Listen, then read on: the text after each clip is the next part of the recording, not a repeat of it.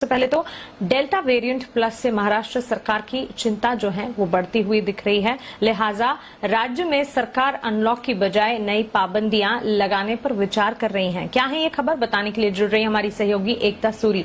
एकता, बताएं delta variant plus क्या है, इसकी चिंताएं कैसी बढ़ रही हैं और इससे महाराष्ट्र सरकार फिर क्या नया ऐलान कर रही है? जी बिल्कुल मानसी, जैसा कि आप बता रही थी कि डेल्टा प्लस वेरिएंट जो है इसे केंद्र सरकार ने भी वेरिएंट ऑफ कंसर्न बोला है। महाराष्ट्र में 21 मामले सामने आए हैं।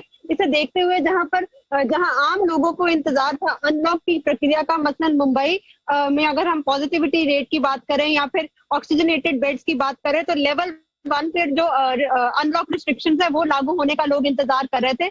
लेकिन मुंबई समेत कई जिलों में अब अनलॉक की रिस्ट्रिक्शंस की बजाय राज्य सरकार इस बात पर चर्चा कर रही है कि नई पाबंदियां लेकर आ सके, क्योंकि जैसे जैसे अनलॉक हुआ राज्य सरकार के लिए चिंता का विषय बन गया कि कई जगहों पर भीड़ देखी जा रही है। और ऐसे में डेल्टा प्लस वेरिएंट, जिसके 21 मामले ऑलरेडी सामने आ चुके हैं और बताया जा रहा है कि अब तक का सबसे खतरनाक वेरिएंट है और सबसे ज्यादा जल्दी फैलता है, एंटीबॉडीज को भी मिस कर देता है।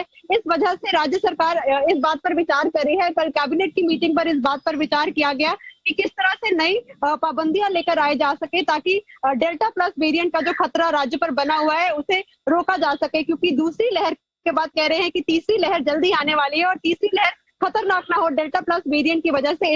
इस बात को लेकर अनलॉक की बजाय अब इस बात पर चर्चा हो रही है कि कैसे नई पाबंदियां लेकर आई जा रही है। कल कैबिनेट की मीटिंग पर इस बात पर विचार किया गया कि किस तरह से नई पाबंदियां लेकर आए जा सके, ताकि डेल्टा प्लस वेरिएंट का जो खतरा राज्य पर बना हुआ है उसे रोका जा सके। क्योंकि दूसरी लहर के बाद कह रहे हैं कि तीसरी लहर जल्दी आने वाली है और तीसरी लहर खतरनाक ना हो डेल्टा प्लस वेरिएंट की वजह से।